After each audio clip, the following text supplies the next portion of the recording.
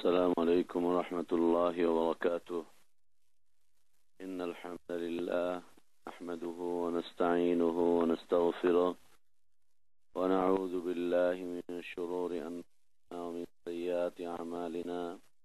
من يهده الله فلا مضل له ومن يضلله فلا هادي له، وأشهد أن لا إله إلا الله وحده لا شريك له، وأشهد أن محمدا عبده ورسوله. يا أيها الذين آمنوا اتقوا الله حق تقاته لا تموتن إلا وأنتم مسلمون. يا أيها الناس اتقوا ربكم الذي خلقكم من نفس واحدة وخلق منها زوجها وبث منهما رجالا كثيرا ونساء.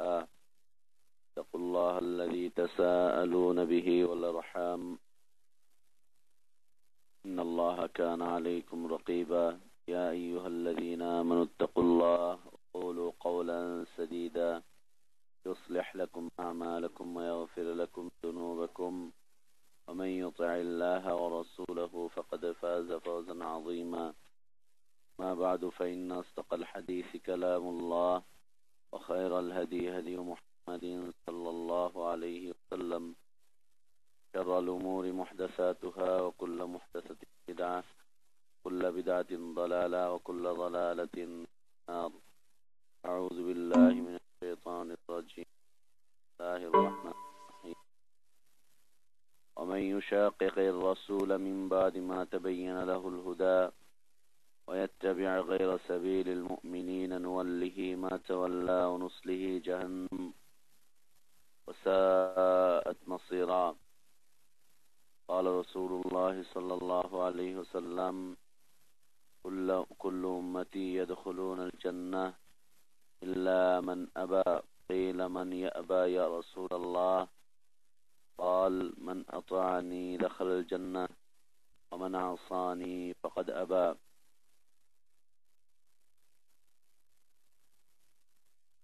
সমস্ত প্রশংসা, যাবতীয় গুণগান একমাত্র কেবলমাত্র শুধুমাত্র আল্লাহ রব্বুল আলামিনের জন্য। তিনি আমাদেরকে মুসলিম করে সৃষ্টি করেছেন। তিনি পৃথিবীর মানুষকে বিশুদ্ধ হেদায়েতের পথে আহ্বান জানিয়েছেন। তিনি আমাদের জন্য উত্তম হালাল রিজকের ব্যবস্থা করেছেন। তিনি আমাদেরকে মৃত্যু দান করবেন। তিনি আমাদেরকে হিসাবের কাঠগড়ায় তার সামনে দাঁড় করাবেন এবং কিয়ামতের দিন তিনি আমাদের উপরে বিচার ফয়সালা জারি করবেন এবং বিশুদ্ধ ঈমান, বিশুদ্ধ আমলের ভিত্তিতে তিনি আমাদেরকে নাজাত এবং জাযা দান করবেন। এই আল্লাহরই প্রশংসা আদায় করছি, আলহামদুলিল্লাহ। অসংখ্য অগণিত সালাত ও সালাম আমাদের প্রিয় নবী, প্রিয় রসুল, প্রিয় ইমাম, প্রিয় আদর্শ ব্যক্তিত্ব, একমাত্র আদর্শ কেন্দ্রীয় ব্যক্তিত্ব মুহাম্মাদুর রাসূলুল্লাহ সাল্লাল্লাহু আলাইহি ওয়াসাল্লামের প্রতি আল্লাহ সুবহানাহু ওয়া তাআলা যাকে কল্যাণের আধার করে বিশ্ব মানবতার জন্য মুক্তির দূত করে পাঠিয়েছিলেন, যার আদর্শের বাস্তবায়ন করা প্রত্যেক জাতি, ধর্ম, বর্ণ নির্বিশেষে সকল শ্রেণী পেশার মানুষের জন্য ফরজ করে দেওয়া হয়েছে। যদিও তারা বিভিন্ন দল, মত, পথ, তরিকা, ইজম, মাযহাব, বিভিন্ন দিক বিদিক ছুটোছুটি করে নিজেরাই নিজেদেরকে ক্ষতিগ্রস্ত করে তুলছে। এই আদর্শ নবী, আদর্শ রসুল, আদর্শ ইমাম, আদর্শ দায়ী, আদর্শ ব্যক্তিত্বের প্রতি সালাত ও সালাম, যার আদর্শের বাস্তবায়নই প্রকৃত হেদায়েত, যার আদর্শের বাস্তবায়নই প্রকৃত নাজাতের পথ, যার আদর্শের বাস্তবায়নই প্রকৃত কল্যাণের পথ, সফলতার পথ, এই রাসূলের প্রতি সালাত ও সালাম। আল্লাহুম্মা সাল্লি আলা মুহাম্মদ ওয়া আলা আলি মুহাম্মদ কামা সাল্লাইতা আলা ইব্রাহিম ওয়া আলা আলি ইব্রাহিম ইন্নাকা হামিদুম মাজিদ। আল্লাহুম্মা বারিক আলা মুহাম্মদ ওয়া আলা আলি মুহাম্মদ কামা বারাকতা আলা ইব্রাহিম ওয়া আলা আলি ইব্রাহিম ইন্নাকা হামিদুম মাজিদ। সম্মানিত উপস্থিত দিনদার, ইমানদার মুসলিম ভাই এবং বোনেরা, আমরা ইসলাম ও জাহেলিয়াতের দ্বন্দ্ব নিয়ে আলোচনা করে আসছিলাম। আলহামদুলিল্লাহ, আল্লাহরই শুকরিয়া যে আল্লাহ আমাদেরকে ইসলামের সাথে যে বিষয়গুলো দ্বন্দ্ব রয়েছে, যার বিরোধিতা আল্লাহ রসুল সাল্লাল্লাহু আলাইহি ওয়াসাল্লাম করেছিলেন, সেগুলোকে জানা তৌফিক দান করছেন। এটা আল্লাহর একক শুকরিয়া যে তিনি আমাদেরকে তৌফিক দান করছেন, আমরা জানতে পারছি। তবে আল্লাহর কাছে দোয়া করছি যে আল্লাহ যেভাবে আমাদেরকে জানার তৌফিক দান করছেন, আল্লাহ যেন এর চাইতেও বেশি তৌফিক দান করেন। ইসলামের সাথে যে বিষয়গুলোর দ্বন্দ্ব রয়েছে সেগুলো যেন আল্লাহ আমাদেরকে বর্জন করার তৌফিক দান করেন। আল্লাহুম্মা আমিন। উপস্থিতি, এর আগে আমরা পরপর 3টি মতবাদ নিয়ে আলোচনা করে এসেছিলাম। জাহিলিয়াতের 3টি নীতি, 3টা মতবাদ, 3টা গঠনতন্ত্র বা 3টা বিরোধীয় বিষয়, যেগুলো আল্লাহ রসুল সাল্লাল্লাহু আলাইহি ওয়াসাল্লাম বিরোধিতা করেছিলেন। 3টি বিষয় নিয়ে আলোচনা করে এসেছিলাম। আজকে 4র্থ সাবজেক্ট, ইসলাম ও জাহিলিয়াতের সাথে দ্বন্দ্বের 4র্থ বিষয়বস্তু, জাহিলিয়াতের 4র্থ গঠনতন্ত্র, জাহিলিয়াতের 4র্থ সংবিধান, জাহিলিয়াতের 4র্থ বক্তব্য, জাহিলিয়াতের 4র্থ অবস্থান, যার সাথে ইসলামের সব সময়কার দ্বন্দ্ব, যেটার বিরুদ্ধে ইসলাম সদা সর্বদা কথা বলে এসেছে, যার বিরুদ্ধে আল্লাহ সুবহানাহু ওয়া তাআলা আয়াত অবতীর্ণ করেছেন, যার বিরুদ্ধে আল্লাহ রসুল সাল্লাল্লাহু আলাইহি ওয়াসাল্লাম যুদ্ধাচারণ করেছেন। এমনই একটি বিষয় আজকের আলোচনা, তা হচ্ছে তাকলিদুল আ'মা, অন্ধ অনুসরণ, যাকে আমরা তাকলিদ বলে থাকি। তাকলিদুল আ'মা, অন্ধ অনুসরণ এবং তার কুপ্রভাব। আজকের আলোচনার বিষয়বস্তু হচ্ছে অন্ধ অনুসরণ এবং তার কুপ্রভাব। মানুষ অন্ধের মতো অনুসরণ করে যায়। কেউ বাবার অন্ধ অনুসরণ করে, কেউ কোনো জাতির অন্ধ অনুসরণ করে, কেউ সম্পদের অন্ধ অনুসরণ করে, কেউ ক্ষমতাশালী এবং ক্ষমতার অন্ধ অনুসরণ করে। যে যাকে প্রিয় পাত্র হিসাবে জানে সে তার অন্ধ অনুসরণ করে। যে যাকে যত বড় ক্ষমতাশালী মনে করে সে তার অন্ধ অনুসরণ করে। যে যে বিষয়টার প্রতি দুর্বল সে সেই বিষয়টার অন্ধ অনুসরণ করে। এই অন্ধ অনুসরণের খারাপ দিক কতগুলো, পুরোটাই খারাপ, পুরোটাই খারাপ। ইসলামে আল্লাহ সুবহানাহু ওয়া তাআলা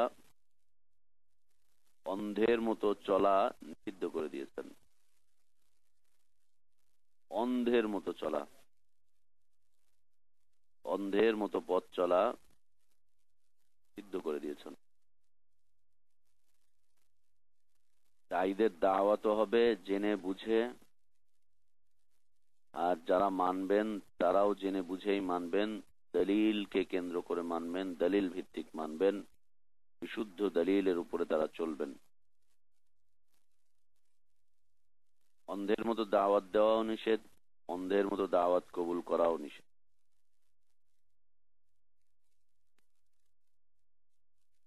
এটা জাহিলিয়াতের একটা মতবাদ, এটা জাহিলিয়াতের একটা উসুল।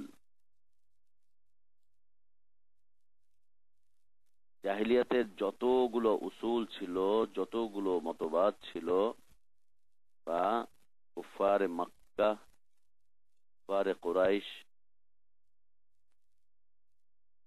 এদের যত মতবাদ ছিল,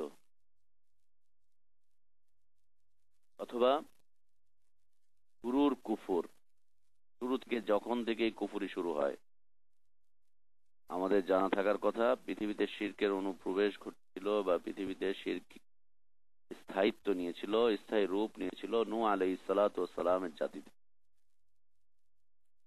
এখান থেকে নিয়ে মুহাম্মদ সাল্লাল্লাহু আলাইহি ওয়াসাল্লাম যত কুফরি শক্তি ছিল, যত মুশরিক ছিল, প্রত্যেকটা কুফরি এবং মুশরিকি শক্তি যে ভিতের উপরে দাঁড়িয়ে থাকতো, সে ভিতটা ছিল অন্ধ অনুসরণ।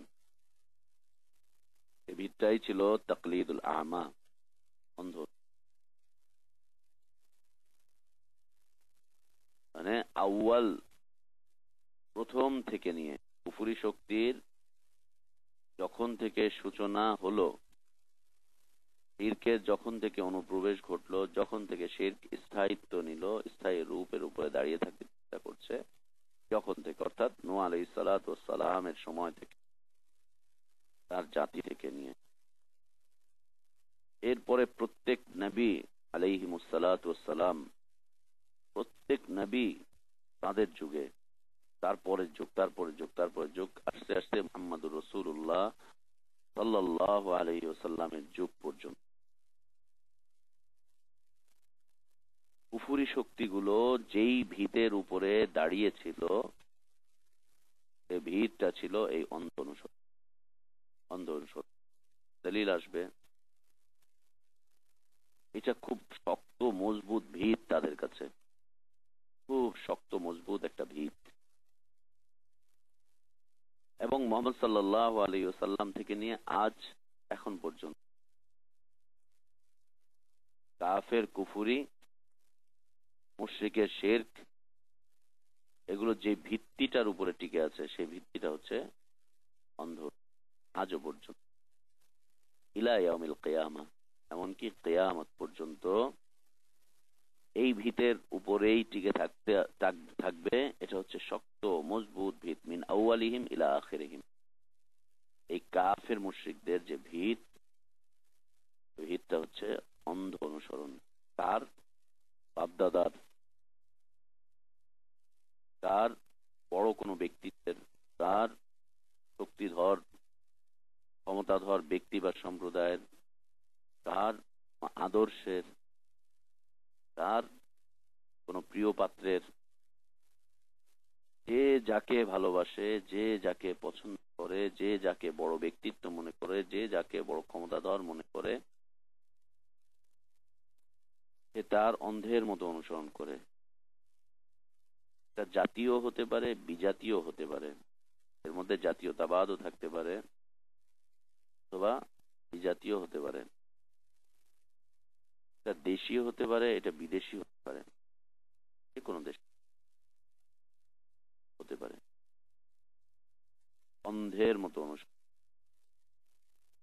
দেখছেন না আমাদের দেশের মানুষগুলো অশ্লীলতার সয়লাবে গা ভাসিয়ে দিচ্ছে, তাদের মতো, পাশ্চাত্যের মতো, পাশ্চাত্যের অনুসরণ গা ভাসিয়ে দিচ্ছে, উলঙ্গ বেহায় হয়ে রাস্তায় বের হয়ে যাচ্ছে।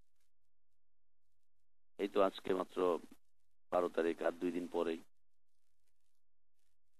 কি অবস্থাটা নেই, কি অবস্থাটাই না হবে সারা পৃথিবী ভ্যালেন্টাইন্স ডে কে কেন্দ্র করে। অথচ সবাই জানে এটা ওদের না, ওর বাপ দাদাও করেনি, ওর মা বোনরাও এগুলো করেনি, এটা ওদের দেশের বিষয়বস্তু না, এটা ও যে দিন মানছে সেই দিনের বিষয়বস্তু এটা না, ওদের দেশেরও না, ওদের ভাষারও না। এ আসলো কোত্থেকে? পাশ্চাত্য থেকে আসলো, বাইরে থেকে আসলো, তারা করছে, সেটা আমদানি হতে হতে মুসলিম সমাজে, মুসলিম পরিবারের ভিতরে লাভ হয়ে যাচ্ছে, লাভ হয়ে যাচ্ছে। নগ্নতাকে নিয়ে আসতে, নগ্নতাকে, ইহায়াপনাতাকে নিয়ে আসতে। কেন? তার খুব ভালো লেগেছে এই জিনিস, এই ভালোবাসাটা তার কাছে খুব ভালো লেগেছে। বছরে একদিন উলঙ্গ হয়ে, উন্মত্ত হয়ে রাস্তার মধ্যে দাঁড়িয়ে একজন আরেকজনকে আলিঙ্গন করে দিন রাত এভাবে করে কাটিয়ে দিবে, তাদেরকে আবার উপহার সামগ্রীও দেওয়া হবে। খুব ভালো লেগেছে, যারা করছে তাদের কাছে এটা খুব ভালো লাগছে। যদিও এটা বিজাতীয় আদর্শ, যদিও এটা বিদেশি আদর্শ, যদিও এটা বেহায়াপনার আদর্শ, যদিও এটাকে সমাজ ভালো চোখে দেখছে না, তারপরেও এটাকে আমদানি করে। এই নামে তো অলরেডি বাংলাদেশে রোডও তৈরি হয়েছে, লাভ রোড। ঢাকাতেই সিটি কর্পোরেশনের আন্ডারে লাভ রোড তৈরি হয়েছে। এই ডে কে কেন্দ্র করে অশ্লীল পত্রিকা বিক্রি হচ্ছে, অশ্লীল অশ্লীল পত্রিকা বিক্রি হচ্ছে। যারা লিখছে তাদের মানসিক অবস্থা এত বিকৃত, এত বিকৃত, আল্লাহ আকবার, বিকৃত। বয়স হয়ে গিয়েছে, বুড়ো হয়ে গেছে, তারপরেও এই উত্তেজনা দিয়ে আসতেছে। এই ডে কে কেন্দ্র করে ওরা মানুষের মাঝে সুরসুরি দিয়ে আসতেছে, উত্তেজনা দিয়ে আসতেছে। বুড়ো হয়ে গিয়েছে। আগে আমরা হাদিস পড়েছিলাম যে 3 শ্রেণীর মানুষের সাথে আল্লাহ সুবহানাহু ওয়া তাআলা কিয়ামতের দিন কথা বলবেন না এবং তাদেরকে পরিশুদ্ধ করবেন না, মাফ করবেন না। তাদের জন্য কঠিন আযাব রয়েছে। তার মধ্যে একটা হচ্ছে বৃদ্ধ জেনাকারী, উসমেতুন জানিন, বৃদ্ধ জেনাকারী।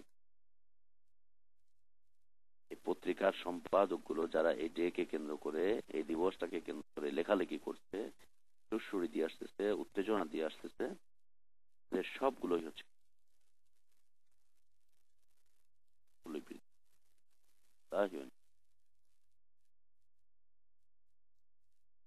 যেটা বুঝাতে চাচ্ছিলাম সেটা হচ্ছে অন্ধের মতো অনুসরণ, অন্ধের মতো।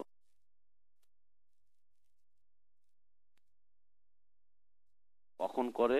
যখন যেটাকে তার ভালো লাগে, যখন যেটাকে সে প্রিয় মনে করে, যখন সে যেটাকে তার কাছে আদর্শ মনে হয়।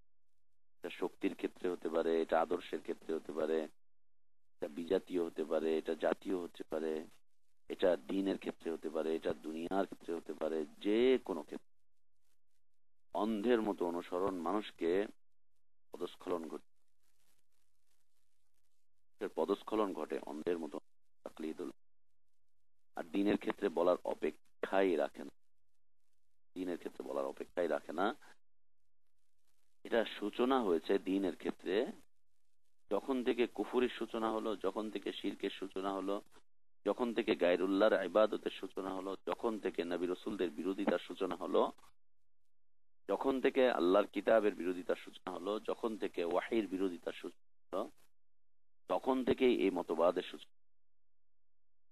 এটা একটা ভিত্তি, একটা উসুল, একটা কায়দা তারা করে রেখেছে, একটা ভিত্তি।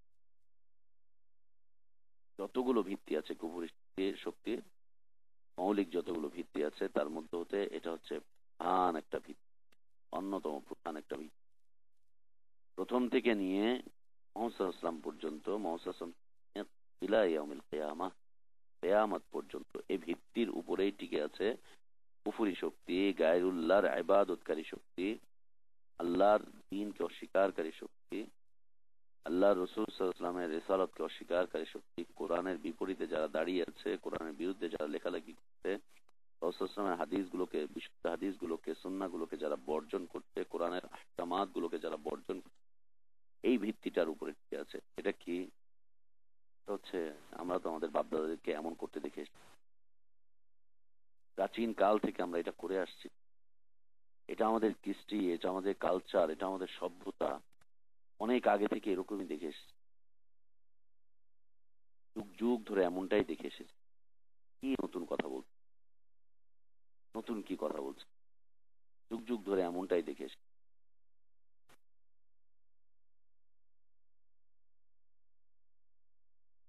এত বছর যাবত আমাদের দেশে এগুলো চলছে, এত বছর যাবত মানুষ এগুলো করছে, যুগে যুগে এটা চলে আসতেছে। তো ঐতিহ্য আমাদের। আজকে হঠাৎ করে কে কি বলছে এটা হলো নাকি? আমাদের বাপদাদাদেরকে এই পথের উপরে পেয়েছে, এই মতের উপরে পেয়েছে। অথবা দ্বিতীয় অজুহাত, আমরা আমাদের নেতাদেরকে এই অবস্থার উপরে পেয়েছি। নেতাদেরকে, নেতৃস্থানীয় ব্যক্তিদেরকে, এই নেতৃস্থানীয় ব্যক্তি যারা হন তাদের কয়েকটা গুণ থাকে। এক নম্বর হচ্ছে তাদের শিক্ষার একটা অবস্থান, শিক্ষাগত একটা অবস্থান, শিক্ষাগত একটা অবস্থান। যেমন উলামা, আলেম উলামা যাদেরকে শিক্ষাগত একটা অবস্থান।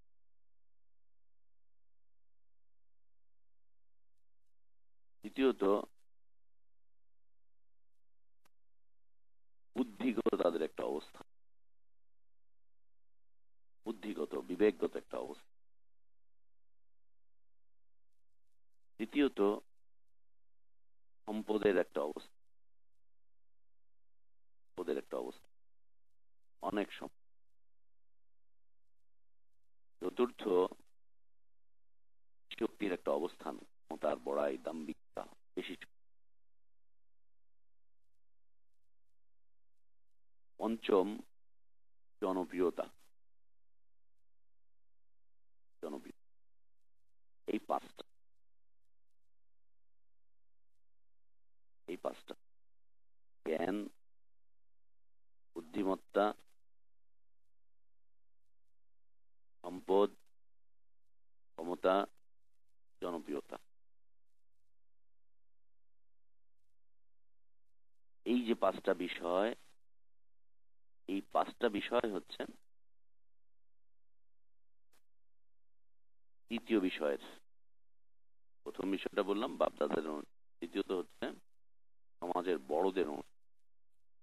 এই বড়দের এই পাঁচটা গুণ থাকে, পাঁচটার মধ্যে যে কোনো একটা থাকলেই মানুষ তাদের পিছনে থাকে, অন্ধের মতো তাদের পিছনে থাকে।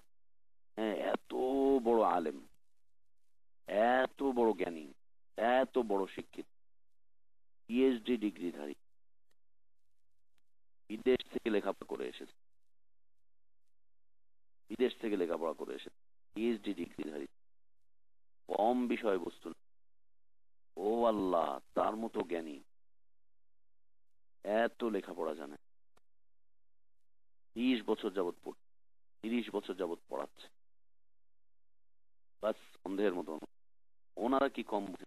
এত বড় বড় কিতাব তারা পড়েছে, তারা তারা কি কম বোঝে না? তাদের জ্ঞান, তাদের বুদ্ধিমত্তা, ওরা কি কম বোঝে না? আমাদের চাইতে বড়রা কি কম বোঝে না? ওরা কি না জেনে এই কাজটা করছে? ওরা কি না বুঝে এই কাজটা করছে? জ্ঞানের দোহাই, ইলমের দোহাই, অথবা তাদের বুদ্ধিমত্তার দোহাই, বুদ্ধিমত্তার দোহাই দিল। তারা কি কম বোঝে? তুমি এই যুগে এসছো, বেশি বুঝো। 2 দিনের ছেলে, জীবনে কোনোদিন মাদ্রাসা পড়া, জীবনে কোনোদিন লেখাপড়া করতে, জীবনে কোনোদিন যুগের সান্নিধ্য।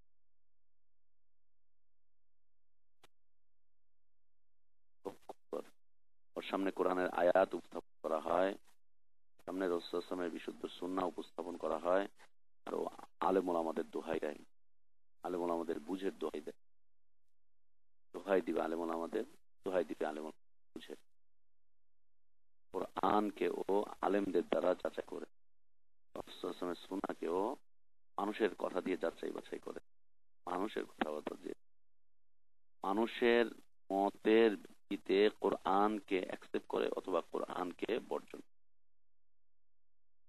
মানুষের মতের উপরে ভিত্তি,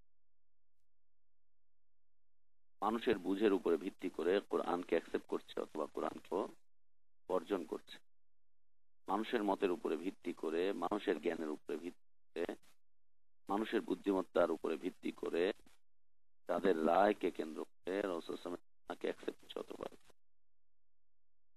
অথচ জানছে যে এই সুন্নাহটা, এই হাদিসটা হচ্ছে কোরআনের এই আয়াত, আল্লাহ তাআলা আমাকে এটা বলছে, জানছে। হ্যাঁ, কোরআন বলছেন, ঠিক আছে, কোরআনে, কিন্তু ওনারা কি এই কোরআন পড়েনি? দেশের কেউ কি কোরআন পড়ে না? কোরআনের এই কথা আপনি বলছেন না, এটা কি কেউ পড়েনি? এটা কি কেউ জানে না? যারা এত বছর যাবৎ পড়ছেন পড়াচ্ছেন, তারা কি কম বোঝেন? তারা কি কম দিয়ে দিল তো ভাই? আল্লাহ। দ্বিতীয়ত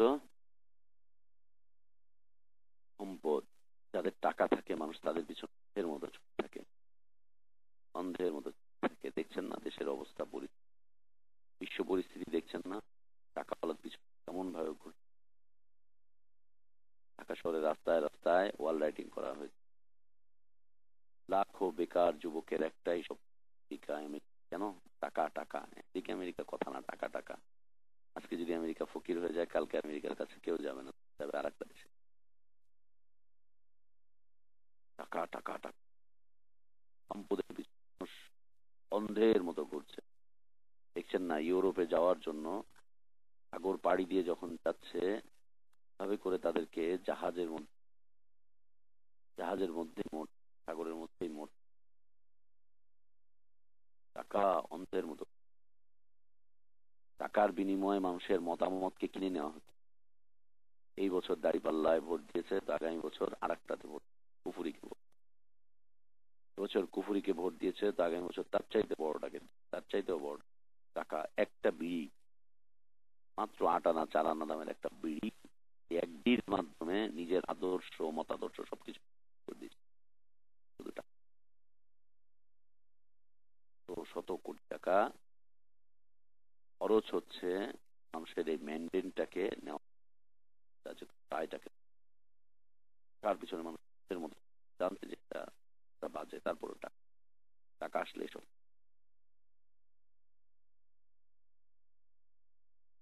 প্রচলিত রাজনীতিতে যতই আপনি অমুক চরিত্র ফুলের মতো পবিত্র যতই স্লোগান দেন, চরিত্রবান লোকজন চরিত রাজনীতিতে স্থান পাচ্ছে না, পায়নি। ভালো মানুষগুলো স্থান পায়নি, পাচ্ছে না, পাবেও না। প্রচলিত রাজনীতির পদ্ধতি আল্লাহর পক্ষ থেকে আসেনি, এর মাধ্যমে ইসলাম প্রতিষ্ঠা করা যায়নি, যাবে না, সম্ভব কথা হয়নি, অতীতে হবেও না। চরিত অন্ধের মতো ছুটে বেড়াচ্ছে, অন্ধের মতো ছুটে বেড়াচ্ছে। এই অন্ধত্ব মানুষকে কোথায় নিয়ে যাচ্ছে? প্রচলিত ইসলামী পদ্ধতি, ইসলামী সমাজ ব্যবস্থার প্রচলিত পদ্ধতি, ইসলাম প্রতিষ্ঠার প্রচলিত পদ্ধতি মানুষকে কোথায় নিয়ে যাচ্ছে? কাউকে বোমাবাজিতে নিয়ে যাচ্ছে, কাউকে ভোটের নামে ভিক্ষাবৃত্তিতে নামাচ্ছে, আর যুবক যুবক বাচ্চা বাচ্চা ছেলেগুলোর জীবন নাশ হচ্ছে তাদের উদ্ধার করার জন্য অন্ধের মতো যাচ্ছে। হয় টাকা, আদর্শ, জ্ঞান, তাহলে তাদের বুঝ, অথবা তাদের প্রিয় হওয়ার বিষয়বস্তু।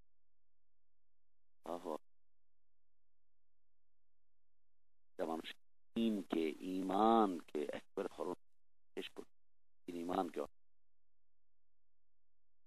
আপনাদের সাথে অনেক দিনের ওয়াদা ছিল তাকলিদের উপর আলোচনা, অন্ততপক্ষে 3টা আলোচনা।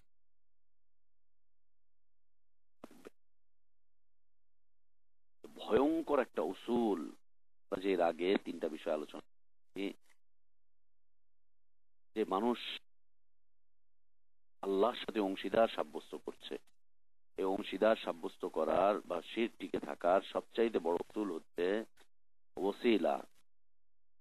এই ওসিলা সবচাইতে বড় উসুল, সবচাইতে বড় নীতি পৃথিবীর টিকে থাকার জন্য।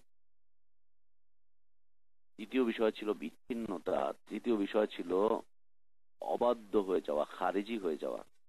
খারিজি উপস্থিতি, খারিজি হয়ে যাওয়ার ক্ষেত্রে এতটুকু বিষয় মাথার মধ্যে রাখতে হবে, খারিজি মানে হচ্ছে ইসলাম থেকে খারিজ হয়ে যাচ্ছে। আল্লাহর আনুগত্য এবং তার রসুলের আনুগত্য থেকে খারেজ যারা হয়ে যাচ্ছে তাদেরকে খারিজ বলা হয়। আল্লাহ এবং তার রসুলের আনুগত্য থেকে, ইসলাম থেকে, দ্বীন থেকে, কোরআন সহিহ সুন্নাহ থেকে যারা খারেজ হয়ে যায়, নিজস্ব নীতিমালাকে ব্যবহার করে কিন্তু ইসলামের নামগুলো তারা কথাবার্তা বলে, চলে নিজস্ব নীতিমালায়, নামকরণ করে ইসলামের, এরা হচ্ছে খারিজি। এটা হচ্ছে খারিজিদের চিনার এক কথায় উপায়, যারা দ্বীন থেকে বের হয়ে, যারা ইসলামের উপরে টিকে থাকে, যারা ইসলামকে নিয়ে বেঁচে থাকতে চেষ্টা করে, ইসলামের পরিচয় যারা পরিচিত হতে চায়, যারা মুসলিম হিসেবে নিজেদের পরিচয় দিতে চায়, যারা ইসলামের উপরে মৃত্যুবরণ করছে, এরা কখনো খারিজি। যারা বিশুদ্ধ ইসলাম চর্চা করে, নিজের মতামতকে প্রবেশ করায় না, আল্লাহ এবং তার রসুলের কথাগুলোকে ঠিক সেইভাবে মেনে নেয় যেইভাবে রাসূল মানতে বলেছেন, যেইভাবে আল্লাহ মানতে বলেছেন, যেভাবে সাহাবীরা মেনে নিতেন, ঠিক সেই পথ পদ্ধতিতে সেইভাবে করে যারা চলাচল করে, তারা ইসলামের উপরে টিকে থাকতে চায়, ইসলামকে নিয়ে তারা সম্মানিত হতে চায়, ইসলামের পরিচয় তারা দিতে চায়, ইসলামের উপর তারা মৃত্যুবরণ করতে চায়, তা কখনো খারিজি, তা কখনোই খারিজি না।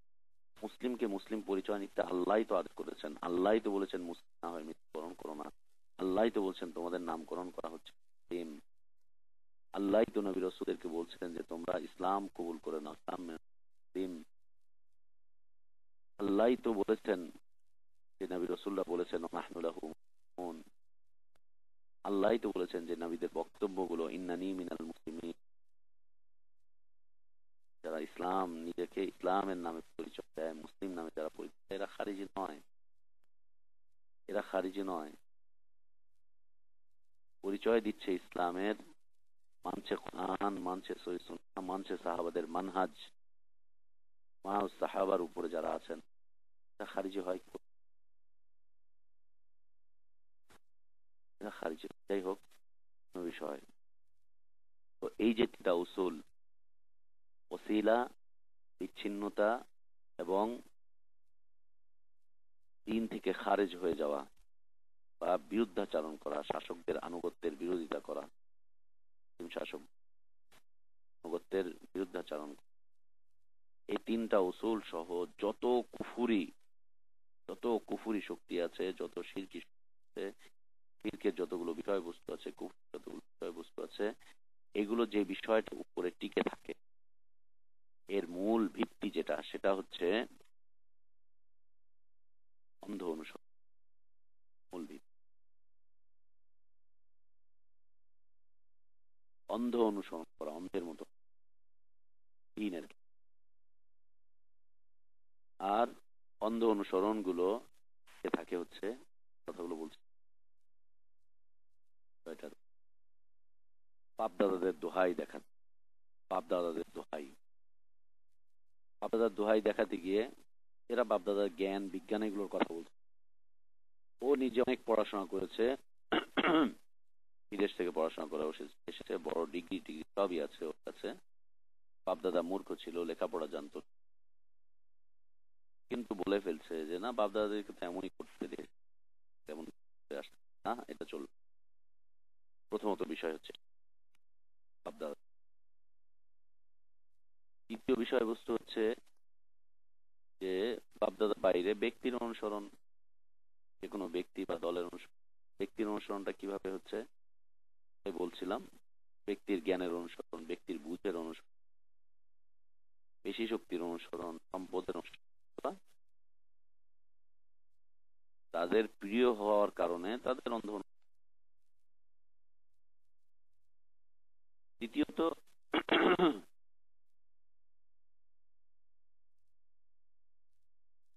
বিজাতীয়দের অনুসরণ, বিজাতীয়দের অনুসরণ, এটা নিজের আদর্শের সাথে না, নিজের কালচারের সাথে, এগুলোকে ইবাদত। আজকাল আমাদের দেশের মানুষ মডারেট ইসলাম মানে, নিজেকে মডারেট মুসলিম বলতে খুব মডার্ন মুসলিম, এই না হলে মডার্ন মুসলিম, মডারেট ইসলাম এ আসলো কোত্থেকে জানা আছে তো? জানার কথা, মডারেট, মডার্ন মুসলিম, মডারেট ইসলাম, এটা খুব ভালো লাগছে। এখানে সবকিছু পাওয়া যায়, সবকিছু পাওয়া যায়,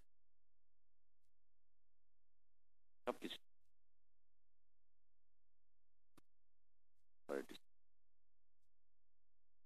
এখানে সব থাকবে, ইসলামও থাকবে, সাথে সাথে অন্যান্য বিষয়গুলোও থাকবে। যখন যেটা মনে চাইবে, যেটা ভালো লাগবে, তাকেই সে নিবে।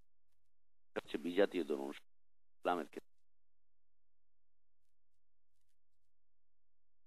অন্ধের মতো অনুসরণ, যা মানুষকে তার দিন থেকে বের করে, দিন থেকে বের করে। উপস্থিতি, যখন দুইজন ব্যক্তিত্বের মাঝে মোকাবেলা করা উদ্দেশ্য হয়, ভালো করে বুঝতে হবে, যখন দুইজন ব্যক্তিত্বের মাঝে মোকাবেলা করা উদ্দেশ্য হয়। দুইজন ব্যক্তি, একটা হচ্ছে আপনার গ্রুপের, আরেকটা হচ্ছে অন্যের গ্রুপের। দুইজন ব্যক্তি, দুইজন লিডার, দুইজন আদর্শ ব্যক্তি, আদর্শের দিক থেকে দুইজনের অবস্থান, দুইজন ব্যক্তি। এই দুইজনের মধ্যে মোকাবেলা হতে যাচ্ছে, মোকাবেলা করতে হচ্ছে, মোকাবেলা করতে যাচ্ছে। যখন উদ্দেশ্য হয় দুইজনের মাঝে মোকাবেলা করা, তখন উভয় ব্যক্তিত্বকে একই মর্যাদার আসনে বসাবার চেষ্টা করা হয়ে থাকে। উভয়কেই, দুইজনের মাঝে যখন লড়াই হয়, দুইটা দেশের মাঝে লড়াই হয়, আদর্শের মাঝে যখন লড়াই হয়, তখন উভয়টাকে একই মর্যাদায় বসাবার জন্য দেখেন মাযহাবী বিভক্তি। 104টা ফরজ, তার মধ্যে হচ্ছে 4 মাযহাব 4 ফরজ, 4টা মাযহাবই হক, যেকোনো একটা নিলেও চলবে। 4টা মাযহাবের উপরে আছে সবগুলোই। আমি কোনোটাকে খারাপ বলছি না, না বলছি না, বক্তব্যটুকু তুলে ধরছি। কি হবে সেটা পরের বিষয়।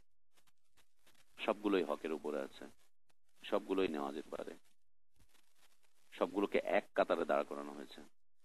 4টা মাযহাব একটা অবস্থানে আছে, একটা জায়গাতে আছে, একটা অবস্থানে আছে, একটা কাতারে দাঁড় করানো আছে, সবগুলোকে পাশাপাশি। এর চাইতে ও ছোট নয়, ওর চাইতে ও ছোট নয়, ওর চাইতে ও ছোট নয়, ওর চাইতে ও ছোট নয়, কিন্তু প্রত্যেকেই নিজেরটাকে শ্রেষ্ঠত্ব দিতে চাচ্ছে। শাফিঈদের কাছে শাফিঈয়াত শ্রেষ্ঠত্বের অবস্থানে, হাম্বলীদের কাছে তাদেরটা শ্রেষ্ঠত্বের অবস্থানে, মালিকীদের কাছে তাদেরটা শ্রেষ্ঠত্বের অবস্থানে, হানাফিদের কাছে তাদেরটা শ্রেষ্ঠত্বের অবস্থানে, কিন্তু অবস্থানটা এক জায়গায়, সম অবস্থায় সমমর্যাদার আসনে বসানোর চেষ্টা করা হয়ে থাকে। বরং কখনো কখনো এমনটা হয় যে কম যোগ্যতার আসনে যিনি আছেন, কম যোগ্যতার অধিকারী যিনি আছেন, তাকে মর্যাদার সর্বোচ্চ আসনে বসাবার জন্য চেষ্টা করা হয়। কম যোগ্যতার মানুষ, কম যোগ্যতার আসনে যিনি আছেন, কম মর্যাদা যার, তাকে মর্যাদার উঁচু আসনে বসাবার জন্য চেষ্টা করা হয়। অবস্থানগুলো বুঝেন। 1 নম্বর বলছিলাম, একটা বিষয় বলছিলাম যে দুইজনের মাঝে যখন মোকাবেলা করার জন্য চেষ্টা করা হয়, মোকাবেলা হয়, তখন দুজনকে সমমর্যাদার একটা জায়গায় বসাবার জন্য প্রচেষ্টা চালানো হয়, সমমর্যাদার একটা জায়গায়। অথবা কম মর্যাদার আসনে অধিষ্ঠিত ব্যক্তিকে উঁচু মর্যাদা বা সর্বোচ্চ মর্যাদার আসনে বসাবার জন্য চেষ্টা করা হয়, এবং উঁচু মর্যাদায় যিনি আছেন তাকে নিচের দিকে ছুঁড়ে ফেলার জন্য প্রচেষ্টা চালানো হয়। নিচের দিকে ছুঁড়ে ফেলা, যিনি উপরে আছেন তাকে নিচের দিকে ছুঁড়ে ফেলা, আর যিনি নিচে আছেন তাকে উপর দিকে ছুঁড়ে ফেলা, এই চেষ্টা করা হয়। রাজনৈতিক পরিস্থিতি আপনাদের সামনে উপস্থিত, দেখতেই পাচ্ছেন। শিক্ষিত মর্যাদাবান লোকগুলোকে গৃহীত করা হচ্ছে চোর, ছেঁচড়া, বাটপার, লেখাপড়া নেই, মাদক ব্যবসায়ী, আল্লাহকে চিনে না, তার রসুলকে চিনে না, দিন জানে না, বোঝেও না, এরা অবস্থান নিয়ে আছে। কেন? উভয় মর্যাদার একই আসনে বসে তারা লড়াই করছে। লড়াই করতে করতে নিচে যিনি আছেন তাকে উপর দিকে ফুলের মালা দিয়ে উপর দিকে উঠানো হচ্ছে, আর উপরে যিনি আছেন তাকে নিচের দিকে ছুঁড়ে ফেলার প্রচেষ্টা চালানো হচ্ছে। একই অবস্থা দিনের ক্ষেত্রেও, উদাহরণ আসবে, একই অবস্থা দিনের ক্ষেত্রেও। যদিও বা এর দ্বারা মুমিনের ঈমান বিনষ্ট হয়ে যাওয়ার উপক্রম হয়ে যায়, মুমিনের ঈমান বিনষ্ট হয়ে যাওয়ার উপক্রম এই 3টা কাজের মাধ্যমে: সমমর্যাদা বসানো, নিচটাকে উপরের দিকে উঠানো, আর উপর থেকে নিচে ফেলে দেওয়া, উপরে যিনি আছেন তাকে নিচে ছুঁড়ে ফেলা। এই 3টা কাজের মাধ্যমে যদিও মুমিনের ঈমান বিনষ্ট হয়ে যায়, অথবা মাসআলাটা হালাল থেকে হারামে পরিবর্তন হয়ে যায়, হারাম থেকে হালালে পরিবর্তন হয়ে যায়, ঈমান নষ্ট হয়ে যায়, অথবা হারাম হালাল হয়ে যায়, হালালটা হারাম হয়ে যায়। উদাহরণস্বরূপ দেখেন, আমরা পারি একজন পুরুষের কাছে তার স্ত্রী প্রিয় একজন ব্যক্তিত্ব, তার স্ত্রী প্রিয় একজন ব্যক্তিত্ব একজন মানুষের কাছে। উদাহরণস্বরূপ একজন পুরুষের কাছে তার স্ত্রী প্রিয় একজন ব্যক্তিত্ব, এমন কি তার মাও প্রিয় একজন ব্যক্তিত্ব তার কাছে। যখন দুইজনের ক্ষেত্রে মর্যাদার লড়াই চলে আসে, তখন যিনি ব্যালেন্স করতে পারেন না, যার জ্ঞান নেই, তিনি মাকে মর্যাদার নিচুর দিকে ছুড়ে ফেলেন, স্ত্রীকে উঁচু মর্যাদার উঁচু আসনে বসিয়ে দেন। অথচ এই লোকটার উপরে ফরজ করে দেওয়া হয়েছে মায়ের অধিকার প্রতিষ্ঠিত করা এবং স্ত্রীর অধিকারটাকেও প্রতিষ্ঠিত করা। যখনই এক আসনে বসানোর চেষ্টা করা হচ্ছে, তখনই সমস্যা দেখা দিচ্ছে, হারাম হালাল হয়ে যাচ্ছে, হালালটা হারাম হয়ে যাচ্ছে। তার উপরে ওয়াজিব সে তার স্ত্রীকেও ভালোবাসবে, তার উপরে ওয়াজিব সে তার মাকেও ভালোবাসবে, কিন্তু দুই ভালোবাসা এক নয়। তার উপরে ওয়াজিব সে তার স্ত্রীর হক আদায় করবে, তার উপরে ওয়াজিব তার মায়ের হক আদায় করবে, কিন্তু দুইজনের হক এক নয়, হকটা আলাদা, দুজনের অধিকার আলাদা, দুজনের বিষয়বস্তু আলাদা। যখনই এক জায়গায় নিয়ে আসার চেষ্টা করা হচ্ছে, যখনই একটা অবস্থান, তখন ভেঙে যাচ্ছে সমাজ ব্যবস্থা, তখন ভেঙে যাচ্ছে, হারামটা হালালে পরিণত হচ্ছে, হারামটা হালালে পরিণত হচ্ছে। এমনি ভাবে যদি কোনো ব্যক্তি নবী সাল্লাল্লাহু আলাইহি ওয়াসাল্লামকে ওই মর্যাদার আসনে বসাতে চেষ্টা করে যা আল্লাহ তাআলা তার জন্য নির্ধারিত করে রেখেছেন, না, যদি কোনো ব্যক্তি মুহাম্মদ সাল্লাল্লাহু আলাইহি ওয়াসাল্লামকে ওই মর্যাদার আসনে বসাতে চেষ্টা করে যেই মর্যাদাটা স্বয়ং আল্লাহ সুবহানাহু ওয়া তাআলা তার নিজের জন্য রেখেছেন, আল্লাহর মর্যাদা যদি কোনো ব্যক্তি রাসূল সাল্লাল্লাহু আলাইহি ওয়াসাল্লামকে অধিষ্ঠিত করতে চায়, আল্লাহর মর্যাদায় যদি অধিষ্ঠিত করতে চায়, আল্লাহ তাআলা তার জন্য যে বিষয়বস্তুকে রেখেছেন, যেমন আল্লাহ সুবহানাহু ওয়া তাআলার একটা সিফাত, তিনি হচ্ছেন হাইয়ুল কাইয়ুম, তিনি হচ্ছেন হাই, জীবিত, কাইয়ুম, সদা সর্বদা, মিন আউয়াল ইলা আখির, তার আগেও কেউ না, তার পরেও কেউ নেই। তিনি হাই, সব নাফস মৃত্যুবরণ করবে, যার আত্মা আছে, যে মাখলুক, সে সবগুলো মৃত্যুবরণ করবে ইল্লাল্লাহ, আল্লাহ ছাড়া। আল্লাহ জীবিত, সব মৃত্যুবরণ করবে, মালাইকারা মৃত্যুবরণ করবে, এমনকি মালাকুল মাউতও মৃত্যুবরণ করবে। এটা আল্লাহর একটা সিফাত। এখন কেউ যদি রাসূল সাল্লাল্লাহু আলাইহি ওয়াসাল্লামকে হায়াতুন নবী বলে, তাকে জীবিত বলে দেয়, তাকে জীবিত, তিনি তার কবরে জীবিত আছেন, তিনি মরেননি, তিনি আড়াল হয়েছেন, পর্দার আড়ালে চলে গিয়েছেন, আল্লাহর মর্যাদা এটা, আল্লাহর সিফাত এটা, আল্লাহর বৈশিষ্ট্য এটা রাসূল সাল্লাল্লাহু আলাইহি ওয়াসাল্লামকে দিয়ে দেওয়া হলো। এর দ্বারা মুমিনের ঈমান বিনষ্ট হয়ে গেল, মুমিনের ঈমান শেষ, মুমিনের ঈমান শেষ, ঈমানের 13টা বেজে গেল মুমিনের। এই মর্যাদা আল্লাহ। আল্লাহ সুবহানাহু ওয়া তাআলা আরেকটা মর্যাদা হচ্ছে তিনি তওবা কবুল করেন, তিনি তওবা কবুল করেন, তিনি ক্ষমা করেন, তিনি মাফ করে দেন। এখন কেউ রাসূলের মৃত্যুর পরে তার কবরের কাছে গিয়ে তওবা করছে, মাফ চাচ্ছে, ক্ষমা ভিক্ষা করছে এবং বলছে যে এটা হচ্ছে তওবুলের স্থান, যেমনি ভাবে বুজুর্গানে তিনরা তাদের কিতাবের মধ্যে উল্লেখ করেছেন। আসো এই জায়গায়, তাও এখানে, এখান থেকে মাফ হয়, এখান থেকে তওবা কবুল করা হয়। উনি মরেননি, উনি শাফাআত করছেন, এখন উনি কবরে বসে বসে দোয়া করছেন, কবরে বসে উম্মতের জন্য কাঁদছেন, উম্মতি উম্মতি বলে কাঁদছেন। জি, তওবা কবুল করা এটা আল্লাহ সুবহানাহু ওয়া তাআলার সিফাত, এটা তার আফআল, এটা মানুষের নয়, এমনকি নবী রাসূলেরও নয়।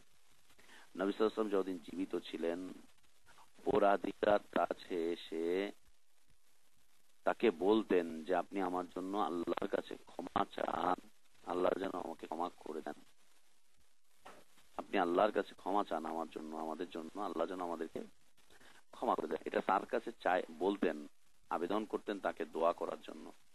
কিন্তু বলতেন না যে ইয়া রাসূলুল্লাহ আপনি আমার তওবাকে কবুল করে নেন, না। স্বয়ং রসুল নিজেও আল্লাহর কাছে তওবা করতেন, নিজেও তিনি আল্লাহর কাছে তওবা করতেন। রাসূলের বর্ণনা রয়েছে দুইটা, যে আমি প্রতিদিন আল্লাহর কাছে 100 বার তওবা করি, ক্ষমা চাই, অথবা 70 বার তওবা করি, ক্ষমা চাই, ইস্তেগফার করি। সিফাত আল্লাহ সুবহানাহু ওয়া তাআলা ওনার কাছে গিয়ে যাওয়া চাচ্ছে। রাজ্জাক সিফাত আল্লাহ সুবহানাহু ওয়া তাআলা, তিনি খাবার দেন, তিনি মানুষের রিজিক বন্টন করেন, রিজিক দেন। অনেক দূর থেকে সফর করে গিয়ে কবরের সামনে গিয়ে যাচ্ছে যে আমি এতদিন যাবত না খেয়ে আসছি, আপনি আমার খাবারের ব্যবস্থা করেন, রিজিক দেন। রাত্রে ঘুমাচ্ছে ওখানে কবরের পাশেই, এরপর মুখে রুটি আসতেছে, খাবার আসতেছে, কত কিছু আসতেছে। লা ইলাহা ইল্লাল্লাহ, সিফাত আল্লাহ সুবহানাহু ওয়া তাআলা। মনের কষ্ট দূর করেন একমাত্র আল্লাহ সুবহানাহু ওয়া তাআলা। অন্তরের লুকায়িত বিষয়বস্তুগুলোকে জানেন একমাত্র আল্লাহ সুবহানাহু ওয়া তাআলা। গায়েবের সংবাদগুলো জানেন একমাত্র আল্লাহ সুবহানাহু ওয়া তাআলা। আল্লাহ রাসূল সাল্লাল্লাহু আলাইহি ওয়াসাল্লামকে গায়েবের সংবাদ জানা ব্যক্তি যখন পরিণত করেছেন না, তিনি গায়েব জানতেন, তিনিও গায়েব জানতেন। এই যখন বলা হচ্ছে আল্লাহর সিফাতটা রাসূল সাল্লাল্লাহু আলাইহি ওয়াসাল্লামের মধ্যে দিয়ে দেওয়া হচ্ছে, তার মধ্যে দিয়ে দেওয়া হচ্ছে, রাসূল সাল্লাল্লাহু আলাইহি ওয়াসাল্লামকে দিয়ে দেওয়া হচ্ছে সিফাত। তারপরে গিয়ে কবিতা পাঠ করা হচ্ছে, মাজুরি বারা আমাদা জানান তারাহম ইয়া নবী আল্লাহ তারহাম, লা ইলাহা ইল্লাল্লাহ।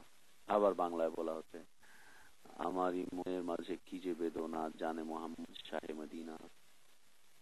মনের বেদনা সব মদিনার শাহেনশাহ মুহাম্মদ সাল্লাল্লাহু আলাইহি ওয়াসাল্লাম জানেন, আমার মনের ব্যথাগুলো। লা ইলাহা ইল্লাল্লাহ, ইন্না লিল্লাহি ওয়া ইন্না ইলাইহি রাজিউন। জি না, আল্লাহ সুবহানাহু ওয়া তাআলার তিনি তার জন্য যে সিফাত গুলোকে, যে আফআল গুলোকে, যে মর্যাদা গুলোকে তিনি তার জন্য নির্ধারিত করে রেখেছেন, আল্লাহর জন্য নির্ধারিত মর্যাদা, আল্লাহর জন্য যে সিফাত, আল্লাহর জন্য যে আফআল গুলো আল্লাহ সুবহানাহু ওয়া তাআলা তার জন্য যেগুলোকে রেখেছেন, এগুলো কোনো ব্যক্তির মাঝে, কোনো মাখলুকের মাঝে দিয়ে, বা চাই সে নবী হোক, চাই সে রসুল হোক, চাই সে মাইকা হোক, চাই সে পীর হোক, চাই সে আউলিয়া হোক, চাই সে বুজুর্গ হোক, চাই সে বাপদাদা হোক, চাই সে হুজুর হোক, চাই সে অন্য কেউ হোক, যেই হোক না কেন, মুমিনের ঈমান নষ্ট হয়ে যাবে। এখন দেখেন আল্লাহ সুবহানাহু ওয়া তাআলার একটা মর্যাদা রয়েছে, তার সম্মান রয়েছে, তার রসুলের একটা মর্যাদা আছে, তার রসুলের একটা সম্মান আছে, এবং মুমিনদের একটা সম্মান আছে। আল্লাহ সুবহানাহু ওয়া তাআলা সূরা মুনাফিকুন লিল্লাহিল ইজ্জাতু ওয়া লিরাসূলিহি ওয়া লিল মুমিনিন, সম্মান আল্লাহর জন্য, সম্মান তার রসুলের জন্য, সম্মান মুমিনদের জন্য। সবার সম্মান কি এক? মুমিনিন তাদের একটা সম্মান আছে, কিন্তু রসুলের সম্মানের সাথে তাদের সম্মান কোথায়? রাসূল সাল্লাল্লাহু আলাইহি ওয়াসাল্লামের সম্মানের কাছে তাদের মর্যাদা কোথায়? রাসূল সাল্লাল্লাহু আলাইহি ওয়াসাল্লামের মর্যাদার কাছে তাদের মর্যাদা কোথায়? তাদের মর্যাদার কাছে রাসূল সাল্লাল্লাহু আলাইহি ওয়াসাল্লামের মর্যাদা কোথায়? লা ইলাহা ইল্লাল্লাহ। আবার আল্লাহ সুবহানাহু ওয়া তাআলার এক মর্যাদা রয়েছে, সিফাতগত আফআলগত মর্যাদাগুলো রয়েছে, এটার সাথে রাসূল সাল্লাল্লাহু আলাইহি ওয়াসাল্লামের মর্যাদা কোথায়? কোথায়? রাসূল সাল্লাল্লাহু আলাইহি ওয়াসাল্লাম ঘুমাতেন, আল্লাহ সুবহানাহু ওয়া তাআলা কখনোই ঘুমাননি, ঘুমান না, তন্দ্রাকে আচ্ছন্ন করে না, তন্দ্রা আসেও না, দুর্বলতা নেই তার মাঝে। রাসূল সাল্লাল্লাহু আলাইহি ওয়াসাল্লাম অসুস্থ হয়েছিলেন, আল্লাহু আকবার, রাসূল সাল্লাল্লাহু আলাইহি ওয়াসাল্লামকে বিষ খাওয়ানো হয়েছিল, রাসূল সাল্লাল্লাহু আলাইহি ওয়াসাল্লামকে রক্তাক্ত করা হয়েছিল, রাসূল সাল্লাল্লাহু আলাইহি ওয়াসাল্লামকে দুর্বল অবস্থায় বের করে দেওয়া হয়েছিল, তাকে আবদ্ধ করে রাখা হয়েছিল, তার মাথার উপরে নাড়ি বুড়ি চাপিয়ে দেওয়া হয়েছিল। আল্লাহু আকবার। সেই রসুলকে কেন্দ্র করে বলছে যে ইনি তো আসলে রসুল নন, ইনি আসলে মুহাম্মদ নন, ইনি আল্লাহ হয়ে আরশে ছিলেন, উনি আবার রসুল হয়ে মাটিতে নেমে এসেছেন। ইনি আল্লাহ, ইনি রসুল, যিনি আল্লাহ তিনি রসুল। লা ইলাহা ইল্লাল্লাহ।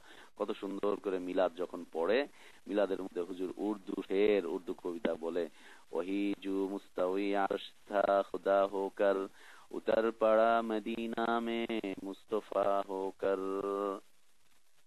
ইনি তো তিনি যিনি আরশের উপরে ছিলেন খোদা হয়ে, তিনি মুহাম্মদ হয়ে মুস্তফা হয়ে তিনি মদিনাতে নেমে এসেছেন। লা ইলাহা ইল্লাল্লাহ।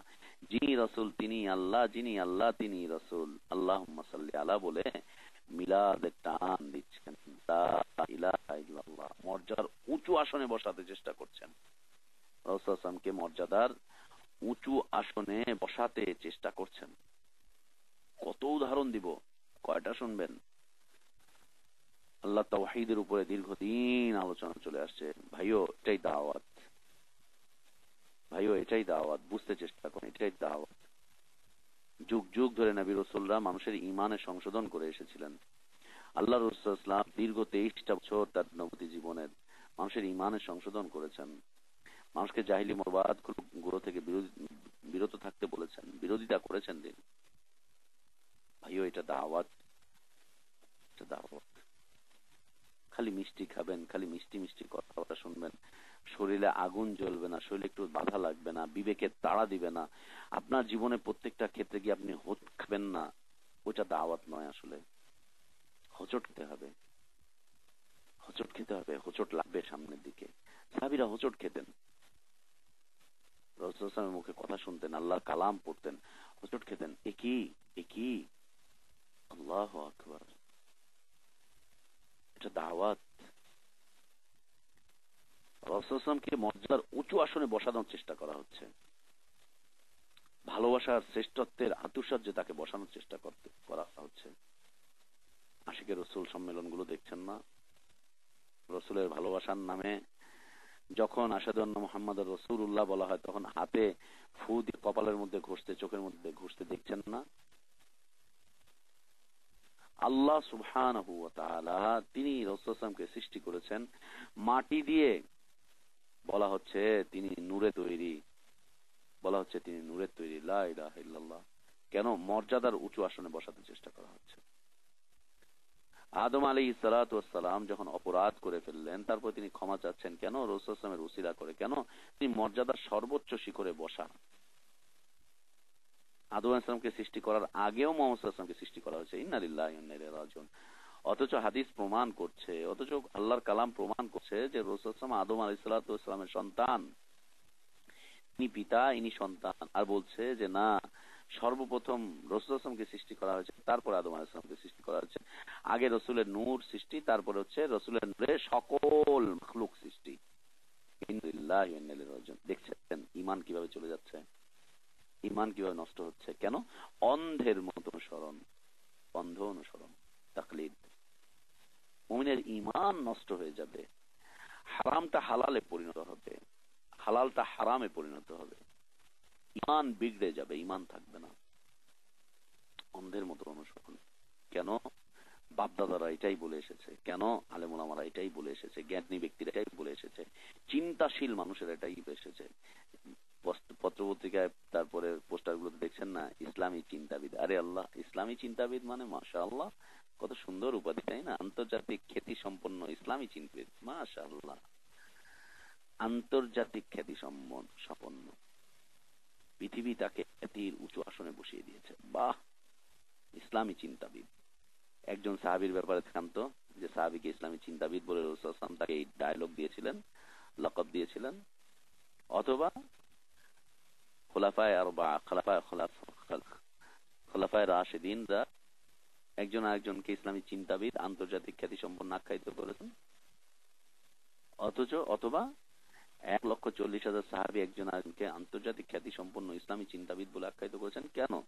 তাদের পদচারণা ভারত পর্যন্ত পড়েনি, আসেনি, তাদের দাওয়াত আন্তর্জাতিক হলেন না। মাশাআল্লাহ, এত ব্যক্তি সারা পৃথিবীতে তাকে চেনে, আন্তর্জাতিক ব্যক্তিত্ব, ইসলামী চিন্তাবিদ, মুফাক্কিরে ইসলাম, মুজাদ্দিদে জামান, কুতুবে দাওরান, হ্যাঁ, কত কিছু দিয়ে। ওনার কথা কি ফেলা যেতে পারে? উনি কি কম বলছে? আর কি জ্ঞান কম? উনি কি জানে না? লা ইলাহা ইল্লাল্লাহ। বাস উনি যা বলছেন তাই, যা বলছেন তাই।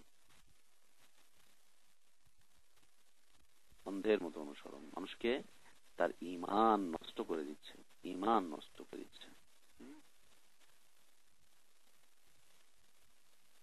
দেওয়ানে মোহাম্মদী প্রোগ্রাম থেকে একটা কিতাব ছেপেছে, দেওয়ানে মোহাম্মদী।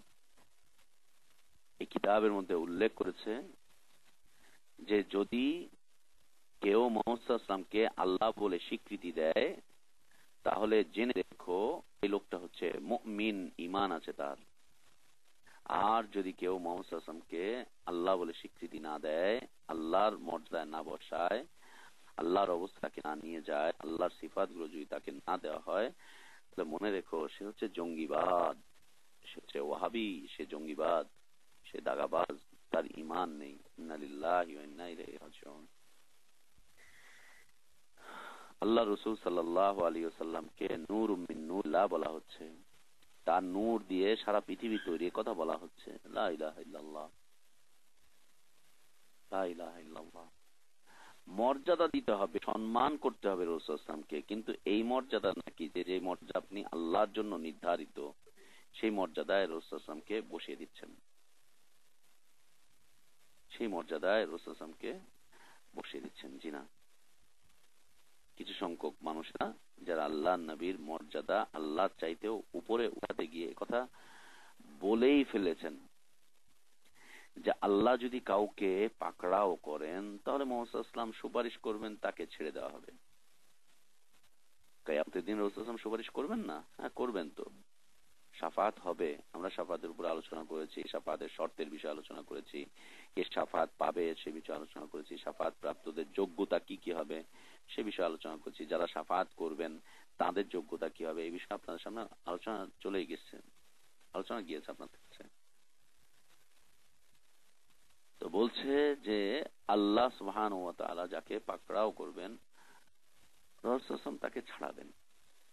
কিন্তু মুহাম্মদ সাল্লাল্লাহু আলাইহি ওয়াসাল্লাম যদি কাউকে পাকড়াও করেন, তাহলে তাকে কেউ ছাড়াতে পারবে না, কেউ তাকে ছাড়াতে পারবে না। এ তো রাসূল সাল্লাল্লাহু আলাইহি ওয়াসাল্লামের মর্যাদা আল্লাহর সামনে আল্লাহর সমমানের করে দেওয়া হচ্ছে। কেন? মোকাবেলায় বসিয়ে দেওয়া হয়েছে। এখন কি করা হচ্ছে? রাসূল সাল্লাল্লাহু আলাইহি ওয়াসাল্লামকে উপরে বসানো হচ্ছে, তাকে নিচে বসিয়ে দেওয়া হচ্ছে, তাকে নিচে বসিয়ে দেওয়া হচ্ছে। আল্লাহু আকবার। আল্লাহ রাসূল সাল্লাল্লাহু আলাইহি ওয়াসাল্লামের নামে জাল হাদিস তৈরি করা হয়েছে যে জিবরিল আলাইহিস সালাতু ওয়াস সালাম রাসূল সাল্লাল্লাহু আলাইহি ওয়াসাল্লামের কাছে আসলেন, আসার পরে তিনি ওয়াহি করছেন। রাসূল সাল্লাল্লাহু আলাইহি ওয়াসাল্লাম তাকে জিজ্ঞেস করছেন, জিবরিল তুমি কোত্থেকে ওহী নিয়ে এসেছো? বলছে, কেন? আকাশ থেকে, আল্লাহর কাছ থেকে ওহী নিয়ে এসেছি। যে তুমি কি কখনো চেয়ে দেখেছো, কখনো তাকিয়ে দেখেছো বা জানতে চেষ্টা করেছো যে ওখান থেকে কে ওয়াহি করেন? বলছে, না। তুমি কি দেখেছো কখনো সেখানে কে আছেন? বলছে, না, তা তো কখনো দেখিনি। বলছে, এবার যে দেখে এসো। জিবরিল আলাইহিস সালাম পরের বার দেখে এসেছেন, দেখে এসেও তিনি বলছে বুঝতেই পারছেন না। তখন তিনি বলছেন, রাসূল সাল্লাল্লাহু আলাইহি ওয়াসাল্লামের নামে জাল হাদিস তৈরি করা হয়েছে। তখন তিনি বলছেন যে জিবরিল, তোমাকে ওয়াহি দিয়ে আমি পাঠিয়েছি, আবার তুমি ওয়াহি নিয়ে আমার কাছেই এসেছো। আমি ওখানে বসেছিলাম, ওখান থেকে আমি তোকে ওয়াহি করেছিলাম, আরশে আমিই ছিলাম। লা ইলাহা ইল্লাল্লাহ, আস্তাগফিরুল্লাহ ওয়া আতুবু ইলাইহি, ইন্না লিল্লাহি ওয়া ইন্না ইলাইহি রাজিউন, ইন্না লিল্লাহি ওয়া ইন্না ইলাইহি রাজিউন। লা ইলাহা ইল্লাল্লাহ। এই সমস্ত লেখালেখি গুলো মুসলিমদের কাছে বিক্রি হয়, মুসলিমরা পয়সা দিয়ে এগুলো কেনে, এর দাওয়াত চলে, এর দাওয়াত চলে। রাসূল সাল্লাল্লাহু আলাইহি ওয়াসাল্লামকে মর্যাদার উঁচু আসনে বসাবার জন্য চেষ্টা করা হচ্ছে। চেষ্টা করতে গিয়ে আল্লাহর স্থানে তাকে বসিয়ে দেওয়া হচ্ছে যে তিনি তো আল্লাহ, তিনি তো ওয়াহি করেন, তিনি তো ওখান থেকে পাঠান। লা ইলাহা ইল্লাল্লাহ, ইন্না লিল্লাহি ওয়া ইন্না ইলাইহি রাজিউন।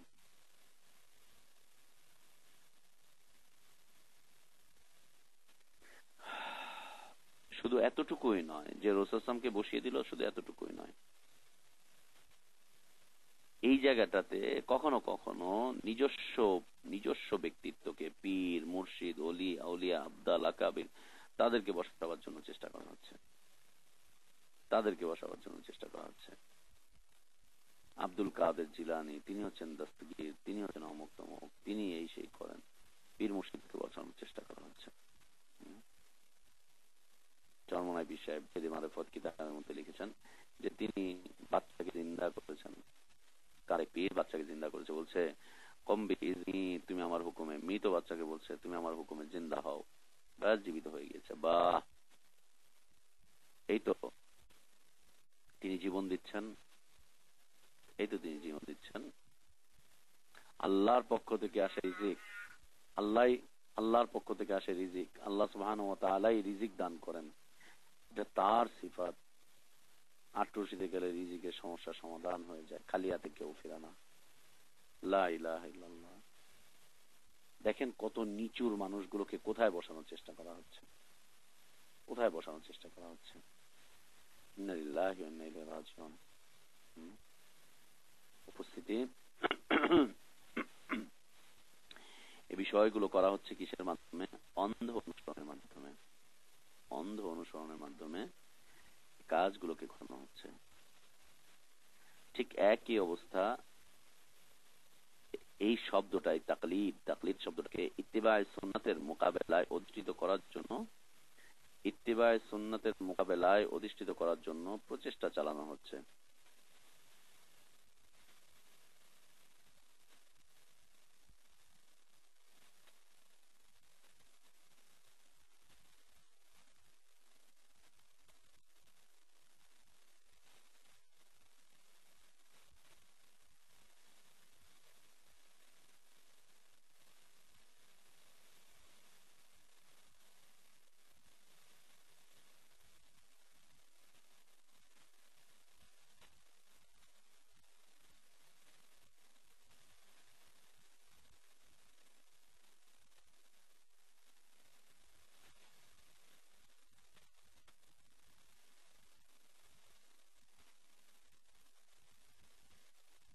এমনি ভাবে কিছু সংখ্যক মানুষ, কিছু সংখ্যক লোক তাকলিদকে এবং ইত্তিবায়ে সুন্নাতকে একই মর্যাদায়, একই আসনে, একই জায়গায়, একই অবস্থানে বসার জন্য অপপ্রচেষ্টা চালায়, অপচেষ্টা চালায়। এই অপচেষ্টা চালাতে গিয়ে তারা বলে যে তাকলিদ আর ইত্তিবায়ে সুন্নাত একই জিনিস, তাকলিদ আর ইত্তিবায়ে সুন্নাত একই জিনিস, তারা একাকার করতে চেষ্টা করে। অথচ এই দুইটার মাঝে ডিস্টেন্সটা হচ্ছে অনেক অনেক অনেক বেশি, অনেক দূরত্ব, অনেক দূরত্ব, দুইটার অর্থই ভিন্ন। তাকলিদ মানুষের পক্ষ থেকে আসা, তাকলিদ আল্লাহ তাআলা ফরজ করেননি, তাকলিদ তার রাসূল করতে বলেননি, তাকলিদ সাহাবীরা কেউ করতেন না। ইত্তিবায়ে সুন্নাত আল্লাহর পক্ষ থেকে আসা, ইত্তিবায়ে সুন্নাত এটার আদেশ আল্লাহ সুবহানাহু ওয়া তাআলা করেছেন, ইত্তিবায়ে সুন্নাতের আদেশ রাসূল করেছেন, সাহাবীরা ইত্তিবায়ে সুন্নাত এর প্রমাণ দেখিয়ে গিয়েছেন। তাকলিদ হারাম, অন্ধ অনুসরণ এটা হারাম, আর ইত্তিবায়ে সুন্নাত এটা হচ্ছে ফরজ। তাকলিদ হারাম, ইত্তিবায়ে সুন্নাত হচ্ছে ফরজ। তাকলিদ মানুষকে শিরকের পথে নিয়ে যায়, ইত্তিবায়ে সুন্নাত মানুষকে আল্লাহ তাওহীদের দিকে নিয়ে আসে। একটা শিরক আর একটা তাওহীদ, একটা হারাম আর একটা ফরজ। তাকলিদ মানুষকে জাহান্নামে নিপতিত করে, ইত্তিবায়ে সুন্নাত মানুষকে জান্নাতের পথের দিকে অগ্রসর করে। আল্লাহ রাসূল সাল্লাল্লাহু আলাইহি ওয়াসাল্লাম বলেন, মান আহাব্বা সুন্নতি ফাকাদ আহাব্বানি, যে ব্যক্তি আমার সুন্নাতকে ভালোবাসবে সে আমাকেই ভালোবাসবে। ওমান আহাব্বানি কানা মাই ফিল জান্নাহ, যে ব্যক্তি আমাকে ভালোবাসবে সে আমার সাথে জান্নাতে থাকবে। সুবহানাল্লাহি ওয়া বিহামদিহি, সুবহানাল্লাহিল আযীম। আল্লাহ রাসূল সাল্লাল্লাহু আলাইহি ওয়াসাল্লাম বলেন, কুল্লু উম্মতি ইয়াদখুলুনাল জান্নাহ ইল্লা মান আবা, আমার উম্মতের সবাই জান্নাতে প্রবেশ করবে, তবে আবা যে থাকছে জান্নাতে প্রবেশ করবে না। আবা মানে, আবা মানে রাসূল সাল্লাল্লাহু আলাইহি ওয়াসাল্লামকে জিজ্ঞেস করা হচ্ছে, ইয়া রাসূলুল্লাহ আবা মানিয়া, বা কে সে, জান্নাত থেকে অস্বীকার করে সে কে? রাসূল সাল্লাল্লাহু আলাইহি ওয়াসাল্লাম বলেন, মান আতাআনি দাখালাল জান্নাহ, যে ব্যক্তি আমার অনুসরণ করবে, ইত্তিবায়ে সুন্নাতের উপর যে থাকবে সে জান্নাতে প্রবেশ করবে। আর মান আসানি ফাকাদ আবা, আর যে ব্যক্তি আমার অবাধ্য হবে, ইত্তিবায়ে সুন্নাতকে যারা বর্জন করবে তারা জাহান্নামে যাবে। রাসূল বলছেন যে সবাই জান্নাতে যাবে, তবে যে ব্যক্তি জান্নাতে যেতে চাইবে না, যে জান্নাতে যেতে চাইবে না, স্বীকৃতি দিবে না, জান্নাতে যাওয়াকে অস্বীকার করবে, সে জান্নাতে যাবে না। সাহাবী জিজ্ঞেস করলেন, কে জান্নাতে যেতে চায় না? এটা হয় নাকি? রাসূলুল্লাহ বলছেন, মান আতানি দাখালাল জান্নাহ, যে ব্যক্তি আমার আনুগত্য করবে, ইত্তিবা সুন্নাতের উপরে যে থাকবে, সে জান্নাতে প্রবেশ করবে। আর যে ব্যক্তি ইত্তিবা সুন্নাত বর্জন করবে, সে জাহান্নামে প্রবেশ করবে, সে জাহান্নামে প্রবেশ করবে। উপস্থিতি,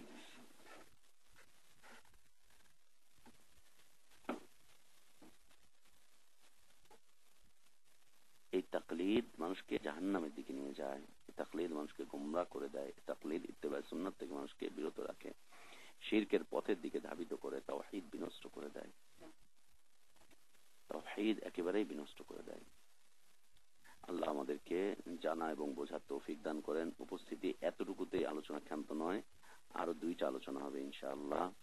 পুরো 3টা আলোচনা নিয়ে তাকলিদের উপরে টোটাল আলোচনা। আংশিক ভাবে শুনবেন, বুঝতে কষ্ট হবে, আংশিক ভাবে নিবেন, বুঝতে কষ্ট হবে।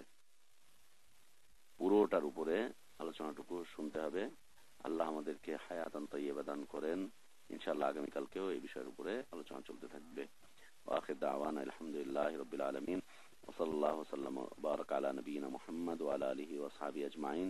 সুবহানাকাল্লাহুম্মা ওয়া বিহামদিকা আশহাদু আল্লা ইলাহা ইল্লা আনতা আস্তাগফিরুকা ওয়া আতুবু ইলাইক। আসসালামু আলাইকুম ওয়া রাহমাতুল্লাহি ওয়া বারাকাতুহু। আজকে জরুরি কাজে বাইরে যেতে হচ্ছে, একটু হসপিটালে যেতে হবে, বাইরেও যেতে হবে, এই জন্য আজকে প্রশ্ন উত্তর রাখতে পারছি না। সামনের দিকে করবো না ইনশাআল্লাহ। মা তৌফিকি ইল্লা বিল্লাহ। আসসালামু আলাইকুম ওয়া রাহমাতুল্লাহি ওয়া বারাকাতুহু।